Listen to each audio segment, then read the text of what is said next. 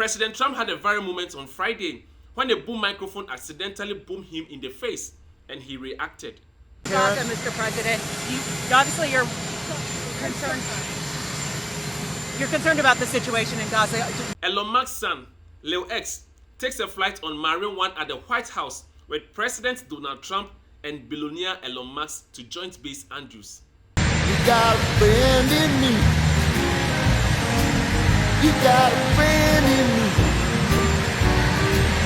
You got the trouble, and I got them too.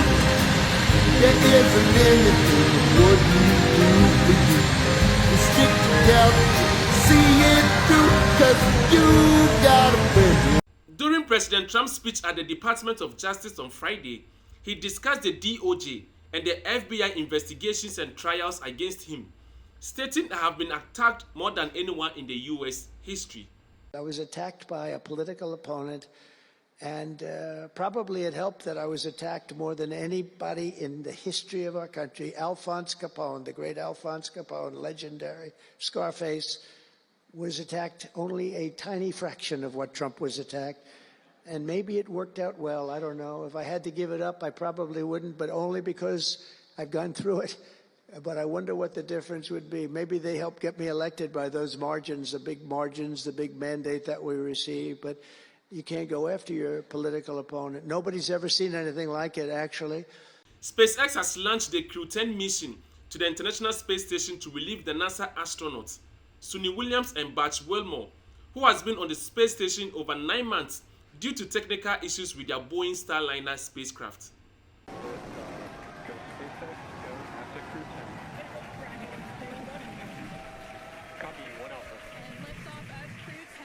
Vehicle stitching down range.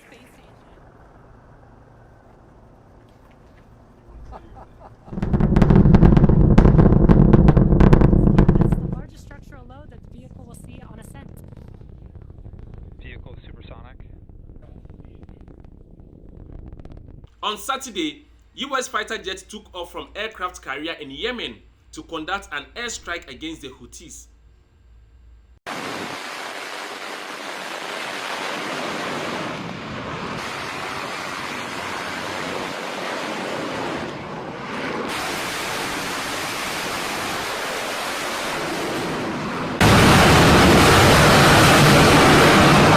SpaceX Crew 10 mission successfully docked with the International Space Station, delivering new crew members and allowing stranded astronauts to return to Earth. Onishi, the first Crew 10 astronaut through the hatch, followed by Peskov,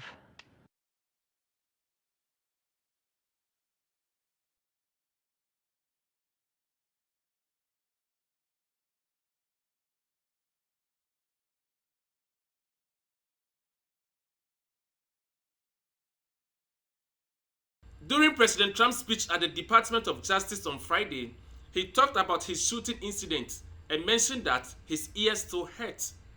I had other miracles that happened too. My ear is still throbbing. That was a miracle. That was a miracle also, wasn't it? That was a miracle also. On Friday, President Trump spoke to reporters at Joint Base Andrews before leaving to Florida, sharing that there has been a good news from Russia, though the situation remains uncertain. We've had some pretty good news coming out of Russia. We're hearing good things. Who knows, but we're hearing good things. They're in a very strong position militarily with quite a few Ukrainian soldiers, but hopefully nothing will happen with that. I've asked them not to let anything happen, and I hope that nothing happens. President Trump has expressed his concern over the Ukrainian soldiers being surrounded and vulnerable, emphasizing that enough people have died. Trump hoped Russia will make a deal with the US to prevent further escalation and mentioned the ongoing talk with President Putin and other leaders. I feel that Russia is going to make a deal with us, I hope. We've spoken with President Putin. We've spoken with a lot of people. And Ukraine is waiting. I'm very concerned about the field. In the field, there's a very vulnerable group of Ukrainian soldiers right now that are actually surrounded. And that's not good because we don't want them to die. Please don't forget to take a moment to like the video, subscribe to the channel, and let's continue. A devastating fire occurred at Pulse nightclub in Kokani, North Macedonia, resulting in at least 59 deaths and over 100 injuries. The incident took place around 3:00 a.m. on March 16, 2025, during a performance by hip-hop group DNK. Pyrotechnics ignited the ceiling, leading to a rapid spread of the fire among approximately 1,500 attendees.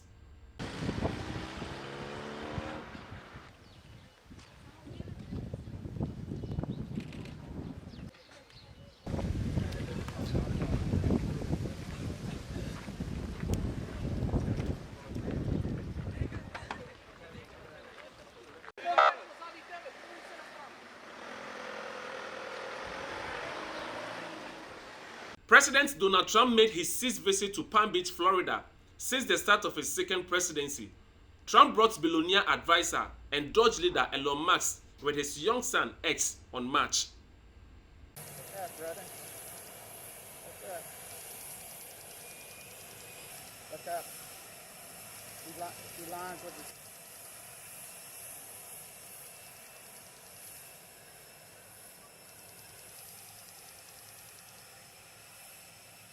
Vice President J.D. Vance slams Biden's spending. During remarks at the Vantage Plastic-based city in Michigan on Friday, J.D. Vance discussed former President Joe Biden's spending. And I'm sure all of us saw there were a few protesters outside, and I can't be the only person wondering, it's a little after noon on a Friday, and don't you all have jobs? Who are the people? And I think that's one of the reasons why we've got to rebuild American manufacturing and support great companies like Vantage Plastics, because we want those people to get off the streets and back to work. It'd be good for them, and it'd be good for everybody else too. God bless you for watching, and don't forget to like the video, subscribe to the channel, leave your comments below, and hope to see you in the next highlight.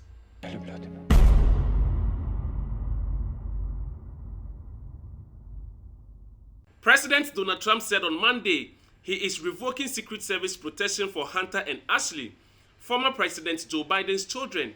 His decision came after a reporter asked Trump earlier in the day about an unverified claim that Hunter Biden recently traveled to South Africa while accompanied by 18 Secret Service agents. There were 18 Secret Service agents protecting Hunter Biden in South Africa this weekend. Who's paying for that, and do you plan to revoke the Secret Service protection? Well, we have done that with many. I would say if there are 18 with Hunter Biden, that will be something I'll look at this afternoon, okay? Sir? I just heard about it for the first time. So you have 18 Secret Service going, where is he exactly? In South Africa. In South Africa. And South Africa, is on a watch list, you know that. Because what they're doing to people is brutal. And I've stopped having money go to South Africa, you know that. Billions of dollars. So he's in South Africa. That's very interesting. All right, I'm going to take a look at that. Thank you very much. Caroline Leavitt highlights the cost-effectiveness of deporting individuals, saying it costs pennies of the dollar to send deportees to El Salvador compared to keeping them in the U.S.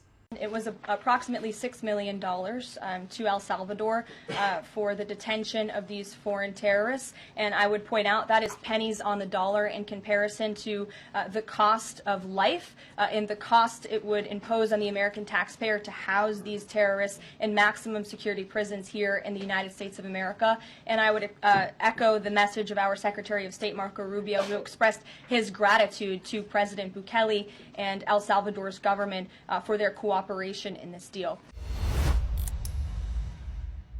Stephen Miller urged that a judge order blocking deportations was unlawful, calling it an attack on the Constitution and national sovereignty. He emphasized that the American people supported deportation policies, including using the Alien Enemies Act, and criticized the judge for overstepping presidential authority. Miller also noted the president has the broad powers to remove illegal aliens and ensure safety. The actions of the Departments of Justice, Homeland Security, and Defense were not in conflict with the judge's order. But at the same time, it is also true that the judge's order was patently unlawful. Beyond unlawful, it was an outrageous assault on the Constitution, an outrageous assault on the sovereignty of the nation, and on democracy itself. The American people voted for this specific action to occur, and it has occurred, and it is occurring, and it will continue to occur. Please support the channel by liking and subscribe to the channel. Join the Notice family for your top trending videos and top highlights. And without wasting much more time, let's continue.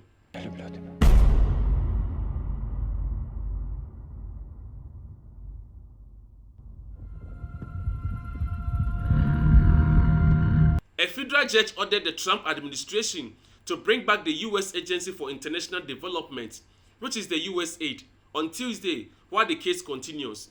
The judge said that Elon Musk and his Department of Government Efficiency probably broke the U.S. Constitution in several ways with their effort to shut down the agency. A federal judge has decided that Elon Musk's Department of Government Efficiency, DOG, probably broke the law by trying to shut down the U.S. Agency for International Development, USAID.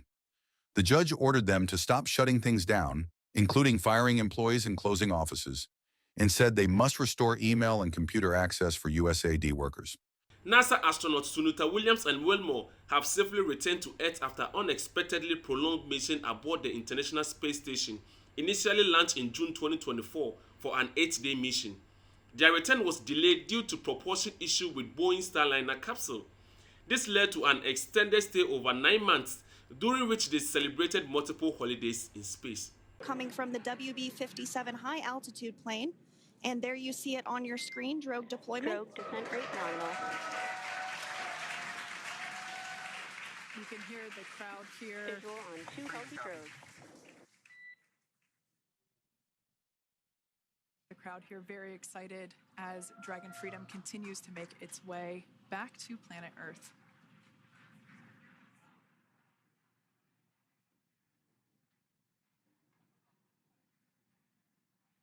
Next up, we'll stand by for the main deployment of the parachutes. The mains are quite a bit larger. You'll be able to notice the difference on your screen once they deploy, and they continue to ensure that the Dragon spacecraft slows down even further. As we mentioned, Freedom will be traveling 16. Copy, 200 meters. Brace for splashdown.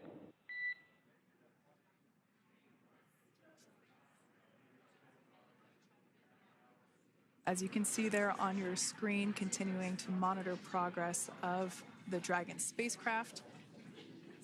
And we're going to stand by for splashdown located in the Gulf of America off the coast of Tallahassee, Florida.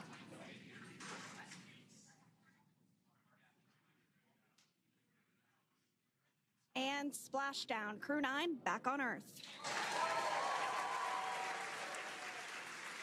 President Vladimir Putin agreed to a 30-day pause on attacks against Ukraine's energy and infrastructure targets after a 2-hour phone call with President Donald Trump. The agreement marks the start of peace efforts between Russia and Ukraine.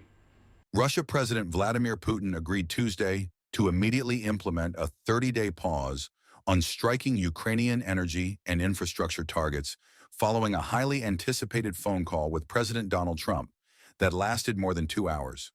Trump and Putin agreed that the movement toward peace would begin with an agreement between Russia and Ukraine to stop attacks on energy and infrastructure targets, according to a White House summary of the call. Putin immediately gave the Russian military the corresponding order, according to a translation of the Kremlin's description of the call. Before his call with President Donald Trump, Russian President Vladimir Putin joked about the timing during a conference in Moscow. И учитывая, что, судя по заявлениям Дмитрия Сергеевича Пескова, у вас разговор должен до 18 часов состояться с Дональдом Трампом. Не знаю, насколько он... Работа такая. Ну, не знаю, сейчас надо посмотреть, что на эту фразу скажет Трамп. Может быть, он любит интервью давать, может уже Трампа не упоминал, я Не-не-не, он знает, что у нас дискуссия идет.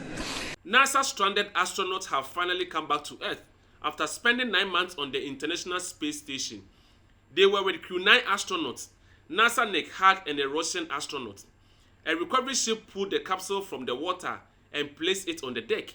The 4 astronauts slowly came out through the hatch and took their first breath of fresh air in months.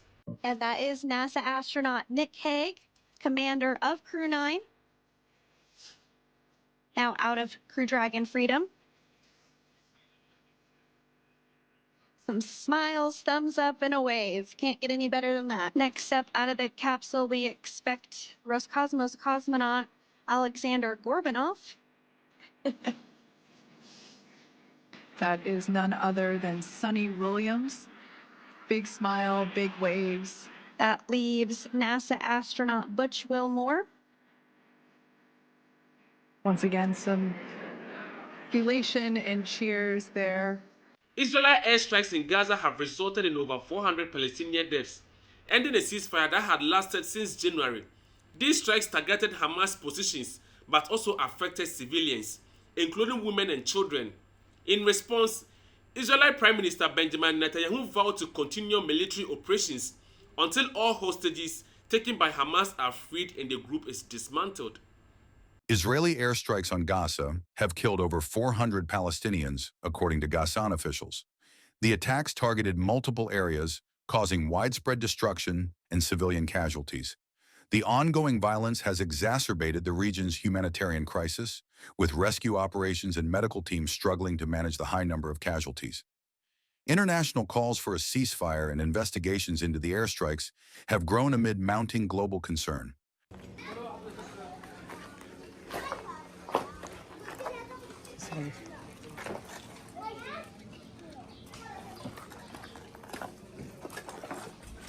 White House Press Secretary Caroline Leavitt was corrected by a reporter regarding the payment of tariffs under the Trump administration's economic policies. Leavitt has suggested that China will bear the burden of the tariffs, but the reporter clarifies that, in reality, American consumers and businesses have largely shouldered the costs. I'm sorry, have you ever paid a tariff? Because I have.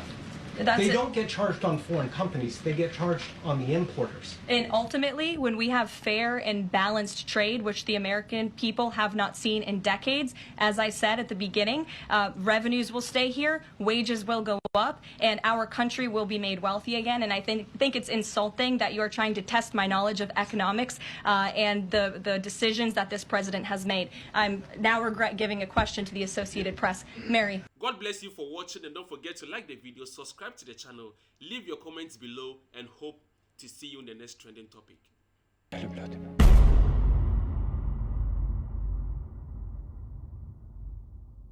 New York State's highest court has struck down a law allowing nearly 1 million non-citizens to vote in municipal elections. The 6-1 decision ruled the 2021 law conflicted with the state constitution, which limits voting rights to U.S. citizens.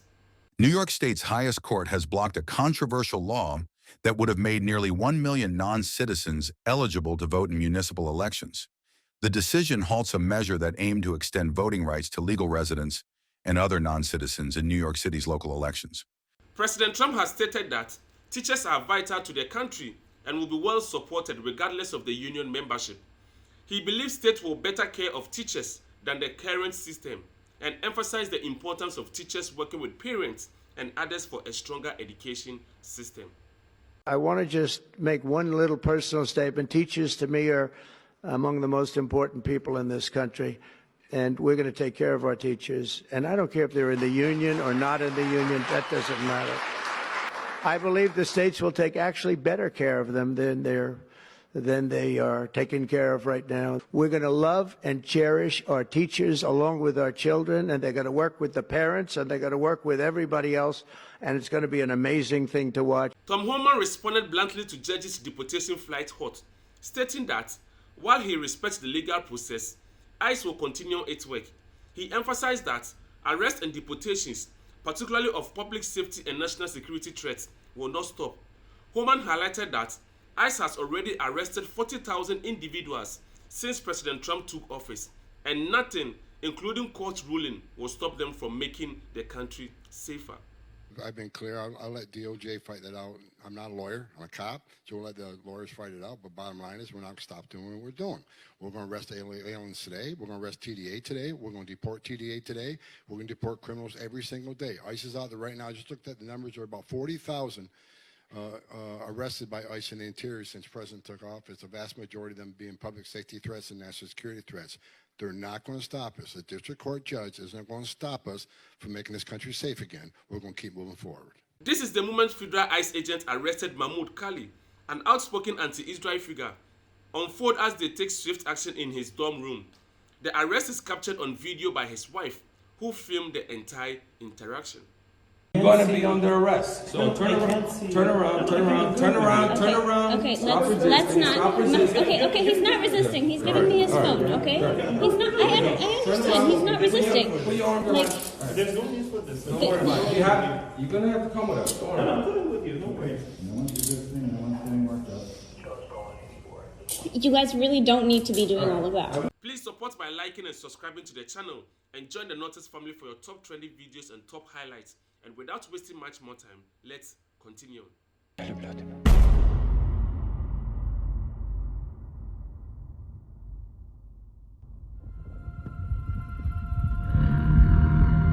President Trump has signed an executive order to start dismantling the U.S. Department of Education. This move aims to give control over education to state and local governments. The order will reduce department duties, and some tasks like student loans and funding for schools will be handled by other agencies. Some critics worry this could hurt public education, especially for low-income students.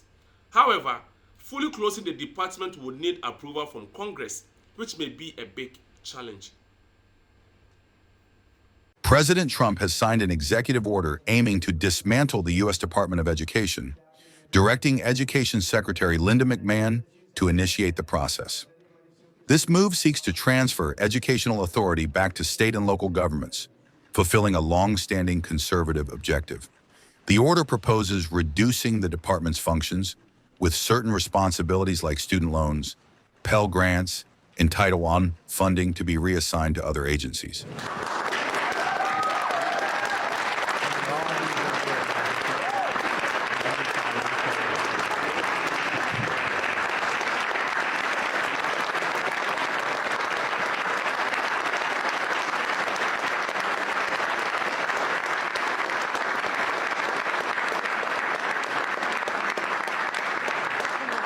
White House Deputy Chief of Staff Stephen Miller criticized the Department of Education, saying it's overwhelmingly staffed by radical left-wing bureaucrats, as President Trump signed an executive order to dismantle the department. Well, as we know, the Department of Education here in Washington, D.C. is overwhelmingly staffed by radical left Marxist bureaucrats who are in every way hostile to Western civilization, hostile to American interests, and hostile to our founding documents and culture. And so they are using their position and influence inside the Department of Education to try to force agendas like radical gender ideology, like critical race theory, like diversity, equity, and inclusion, and all kinds of anti-America curricula and policies on the American people, on our students, on our children. So it's taking away from parents the ability to control and direct the education of their own kids, of their own families. So what we're going to do under President Trump's leadership and direction is to return that authority to the greatest extent possible to the local level where parents can control outcomes, while at the same time making sure that no federal funds are used to support racism, to support gender ideology, or to support other ideas and principles that are offensive to the American taxpayer. U.S. Customs and Border Protection has closed down a migrant processing facility near San Diego, citing a decrease in the number of illegal immigrant apprehensions. The facility is no longer needed, as border security measures have led to a significant drop in migrants crossing in the area. U.S. Customs and Border Protection has closed a migrant processing facility near San Diego, citing a decrease in the number of illegal immigrant apprehensions. The facility is no longer needed as border security measures have led to a significant drop in migrant crossings in the area. Alright guys, God bless you for watching, and don't forget to like the video, subscribe to the channel, leave your comments below, and hope to see you in the next trending topics.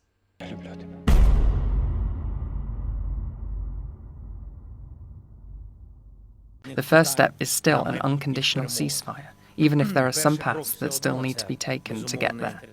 For us, the red line is the recognition of the Ukrainian temporarily occupied territories as Russian. We will not go for it. In response to the call between Russian President Vladimir Putin and former U.S. President Donald Trump, Ukrainian President Volodymyr Zelensky made a strong statement regarding the issue of Ukraine's territorial integrity.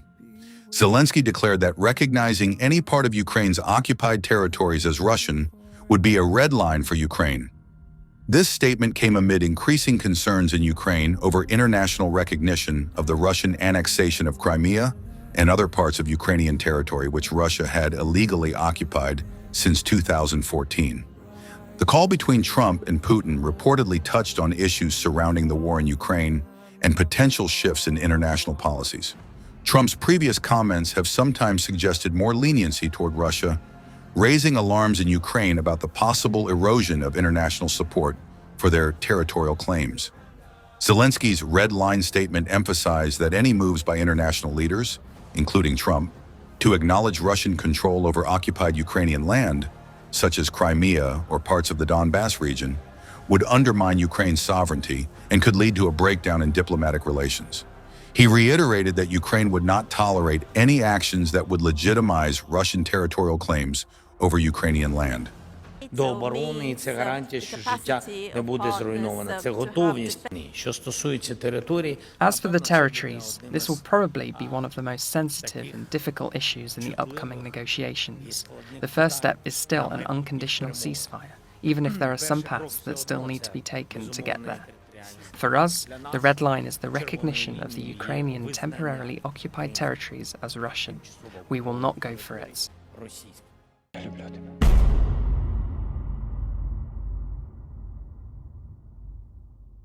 Caroline Leavitt responded strongly to a French politician who suggested that the US should return the Statue of Liberty, claiming it no longer represents American values. Leavitt firmly stated that President Trump would absolutely not send the statue back to France. There is now a member of the European Parliament from France who does not think the U.S. represents the values of the Statue of Liberty anymore. They want the Statue of Liberty back. So is President Trump going to send the Statue of Liberty back to France? Absolutely not. And my advice to that unnamed low-level French politician would be to remind them that it's only because of the United States of America that the French are not speaking German right now. So they should be very grateful to our great country. Tom Homan, the border Caesar under the Trump administration, made it clear that the Democrats are trying to block effort to deport illegal immigrants with criminal records won't succeed. He firmly stated, "You are not going to stop us." You're going to run out of money. It doesn't look like you're getting support from the Democrats on this. You're going against the judges now. What's next? Another flight. Another flight every day. The teams are going to be out there every day. Every day, the men and women of ICE are going to be in the neighborhoods of this nation arresting criminal, illegal alien, public safety threats, and national security threats. Lawrence, you're not going to stop us. We made a promise to the American people. The President Trump has made a promise to American people. We're going to make this country safe again. I wake up every morning loving my job because I work for the greatest president in the history of my life, and we're going to make this country safe again. I'm proud to be a part of this administration. We're not stopping.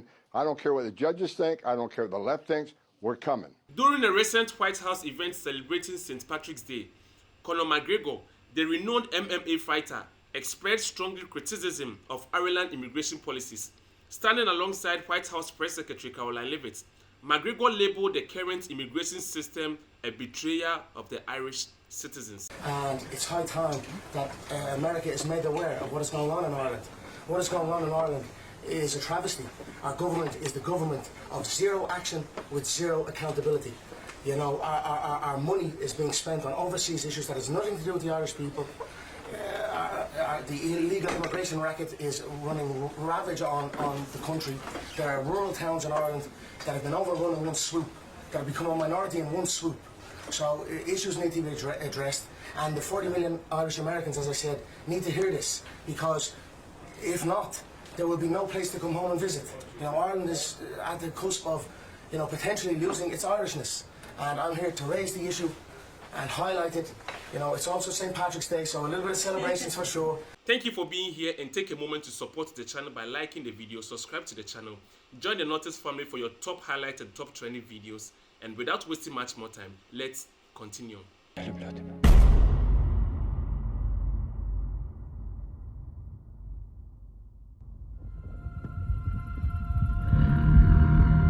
Speaking to reporters on Air Force One last night, President Trump revealed that He would be speaking with Russian President Vladimir Putin on Tuesday.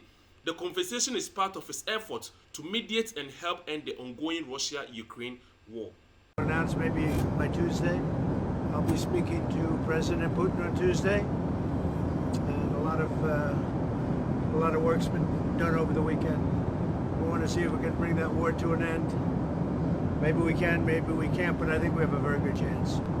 Caroline Leavitt strongly criticized former President Biden for his weakness, which she believes has led to unacceptable attacks, particularly from the Houthi terrorists in Yemen. She highlighted how under Biden, these terrorists have targeted American ships, causing billions in damage and putting lives at risk. President Trump ordered decisive military action against the Houthi terrorists in Yemen. These Houthi terrorists have engaged in piracy, violence, and terrorism against American ships for years under the Biden administration, costing billions of dollars and putting innocent lives at risk. Joe Biden's pathetic weakness invited these unacceptable attacks. But there's a new sheriff in town, and his name is Donald Trump. And the world is officially on notice. America has a commander-in-chief whose peace-through-strength approach is unwavering and should not be tested.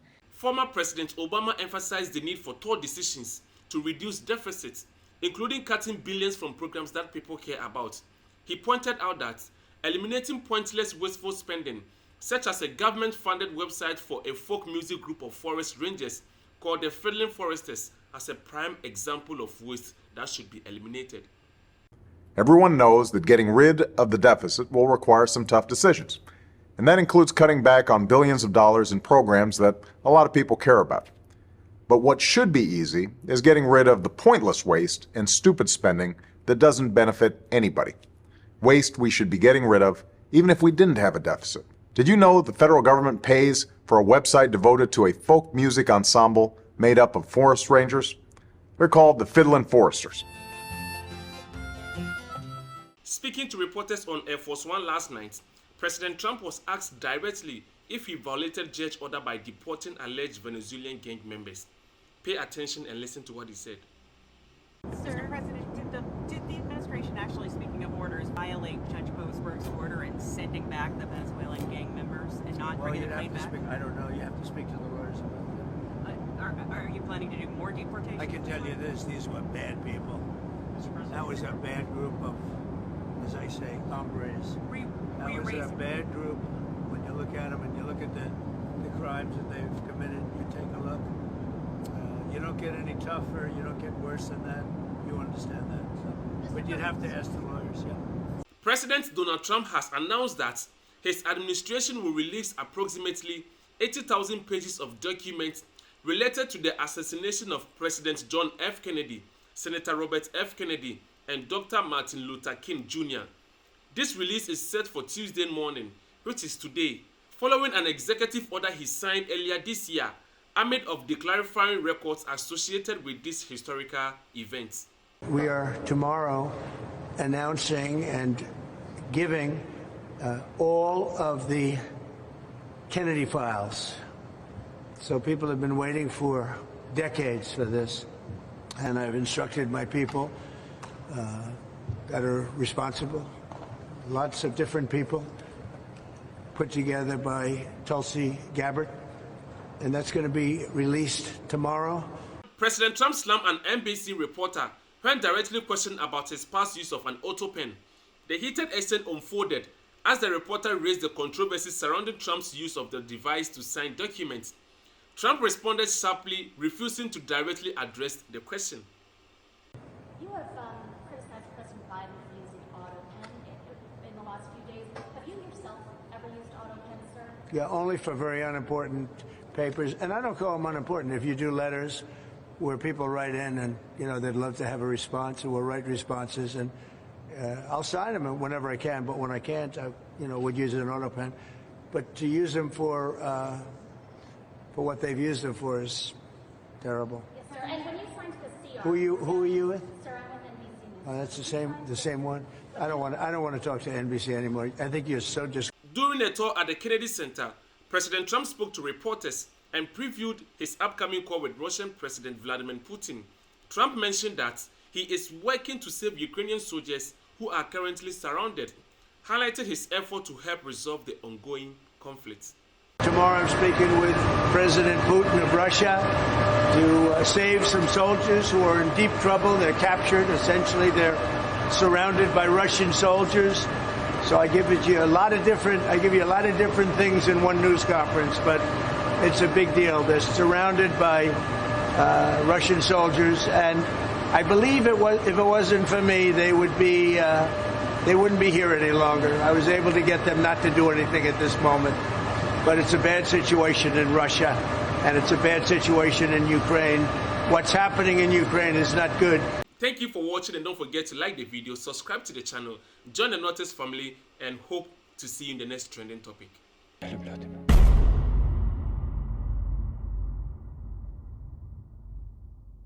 Caroline Leavitt strongly condemned the violence directed at Tesla, its employees, and American electric vehicle owners, calling it despicable. She pointed out that many of the victims are Democrats who supported Tesla and electric vehicles before Elon Musk's support for Donald Trump. We certainly think it's despicable, the violence that has taken place against Tesla, the company, its employees, and also just Americans who have chosen to drive an electric vehicle. Many of them are Democrats, by the way. Democrats were big supporters of Tesla and of electric vehicles until Elon Musk decided to vote for Donald Trump. So we would like Democrats to also come out and condemn this heinous violence that we have seen, and I believe the Attorney General has said she's investigating these incidents as acts of domestic terrorism. White House Press Secretary Caroline Leavitt criticized Minnesota Governor Tim Walz for mocking Tesla's declined stock price, suggesting that Walz is living a sad existence following his electoral defeat. Tim Walz, Governor Walz, saying last night he frequently checks Tesla stock, in doing so to, quote, give me a little boost during the day. How should Americans view politicians who take pride in the downfall of an American car company? I think that's quite sad, but I think Governor Walz unfortunately is living a sad existence after his devastating defeat on November 5th. Caroline Leavitt criticized Judge Boasberg for trying to block the president's power to deport foreign terrorists, calling it misuse of his portion. She stated that the White House believes the presidents have the legal right to deport under the Alien Enemies Act, which is why they are fighting the case in court. Leavitt also accused Judge Boasberg for being an activist judge and pointed out that he is a Democrat, implying his ruling is politically biased. And I would just like to point out that the judge in this case is essentially trying to say that the president doesn't have the executive authority to deport foreign terrorists from our American soil. That is an egregious abuse of the bench. This judge does not have that authority. It is the opinion of this White House and of this administration, and that's why we're fighting this in court. And it's very, very clear that this is an activist judge who is trying to usurp the president's authority. Under the Alien Enemies Act, the president has this power, and that's why this deportation campaign has continued. And this judge, Judge Boasberg, is a Democrat activist. AG Pambondi sent a strong warning to those targeting Elon Musk and Tesla owners, saying we are coming after you. She made it clear that any effort to attack or harm Musk and Tesla will not be tolerated, urging those responsible to look out and stop it before facing any consequences. We are coming after you. We believe these are organized. These are not individuals out there throughout the country doing this on their own. They're targeting Tesla owners. They're targeting Tesla dealerships. They're targeting Elon Musk, who is out there trying to save our country, and it will not be tolerated. We are coming after you. We will find you. And if you are an organized group who is funding this, we're going to find you too. You better look out and you better stop it. Please take a moment to support the channel by liking and subscribe to the channel, and join the Notice family for your top trending videos and top highlights. And without wasting much more time, let's continue.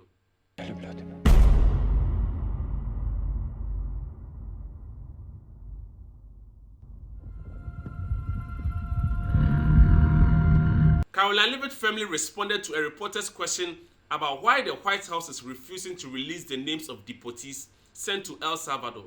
She explained that the administration won't disclose operational details about counter-terrorism operations, as it is critical to protect national security efforts.